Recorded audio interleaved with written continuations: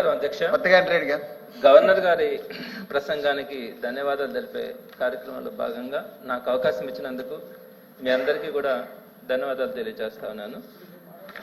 అధ్యక్ష, ఈ గవర్నర్ గారి ప్రసంగంలో గత ప్రభుత్వం అంటే ఇప్పుడు ప్రస్తుతం ఉన్నటువంటి కూటమి ప్రభుత్వానికి గత సంవత్సరం ఎన్నికలు జరిగినప్పుడు 5 yearsకి సంబంధించినటువంటి మ్యాండేట్ ఇచ్చారు. అంటే 2029 వరకు వారి అధికారంలో ఉండేదానికి అవకాశం ఉంది.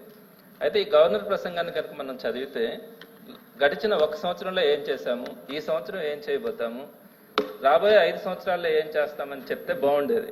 కానీ దీంట్లో కంక్లూజన్గా ఎలా చెప్పారంటే 2047వ సంవత్సరంకు సంబంధించినటువంటి డేటాను పెట్టడం, ఇదంతా కూడా చాలా హాస్యాస్పదంగా ఉంది అధ్యక్ష. ఇది కానీ చదివితే 23 సంవత్సరాల తర్వాత ఏం జరగబోతా ఉంది అంటే, ఫర్ ఎగ్జాంపుల్ ఒక చిన్న మాట కూడా చెప్తా ఉన్నాను అధ్యక్ష.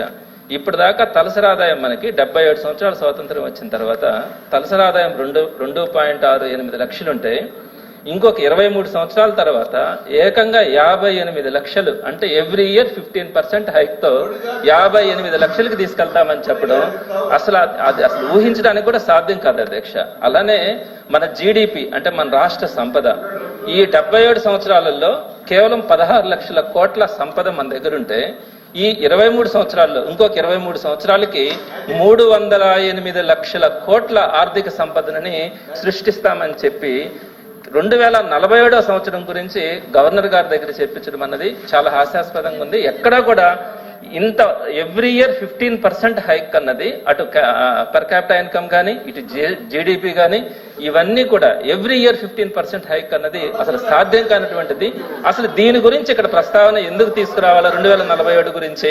అదేవిధంగా ఈ 15% హైక్ కనుక పాసిబుల్ అయితే పర్ క్యాపిటల్ ఎక్స్పెండిచర్ కానీ ఎవ్రీథింగ్ కూడా 15% ఎక్స్ట్రా ఉండాలా.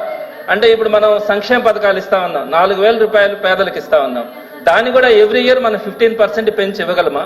అలా పెంచి ఇవ్వాలంటే 5 సంవత్సరాలకి 8,000 ఇవ్వాలా? 2047కి వచ్చేటప్పటికి 99,000 రూపాయలు ఒక్కొక్కరికి పెన్షన్ ఇవ్వాల్సి వస్తుంది. ఈ 15% హైక్ అన్నది ఎవ్రీ ఇయర్ పాసిబుల్ అవుతుంది అని గవర్నర్ గారి దగ్గర చెప్పించడం అన్నది ఇది మాత్రం చాలా అభ్యంతరకరంగా ఉంది. అదేవిధంగా ఏదైతే వీళ్ళు హామీలు ఇచ్చారో అవి ఎక్కడ కూడా గవర్నర్ గారి ప్రసంగంలో కనిపించలా.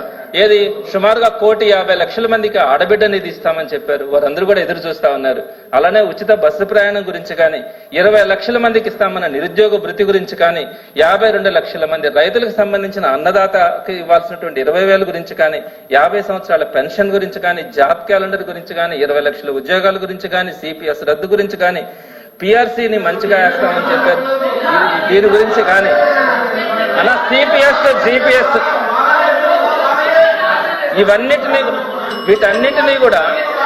వీటన్నిటినీ కూడా ఎక్కడా ప్రస్తావించకుండా ఈ గవర్నర్